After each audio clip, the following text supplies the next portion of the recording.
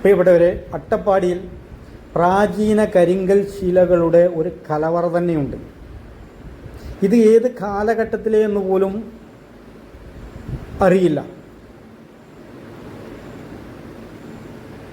ഇരുമ്പ് യുഗത്തിലേതാണോ, ചേര കാലഘട്ടത്തിലേതാണോ, പാണ്ഡ്യപല്ലവ സ്വാധീനങ്ങൾ, കുലശേഖര പെരുമാൾ കാലഘട്ടം, ബുദ്ധജൈന സ്വാധീനങ്ങൾ, പിന്നീട് വന്ന ഈ അടുത്തു വന്ന കാലഘട്ടം, ആ കാലഘട്ടം ഏതാണെന്ന് പറഞ്ഞാൽ പത്മനാഭസ്വാമി ക്ഷേത്രത്തിലെ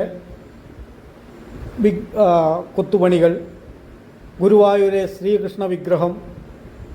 ഏതായാലും ഈ അവസാനം പറഞ്ഞ ഈ രണ്ട് കാലഘട്ടത്തിലെയുമല്ല എന്ന് നമുക്ക് ഉറപ്പിക്കാം.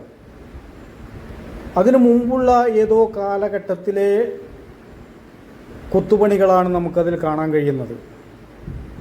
ഏതായാലും നിങ്ങൾ അട്ടപ്പാടി പോവുകയാണെങ്കിൽ അഗിടിയിലെ PWD റെസ്റ്റ് ഹൗസിൽ ഒരു സൈഡിൽ ഇത് വൃത്തിയായിട്ട് സൂക്ഷിച്ചിട്ടുണ്ട്. വൃത്തിയായി എന്ന് പറയാൻ പറ്റില്ല, സൂക്ഷിച്ചിട്ടുണ്ട്.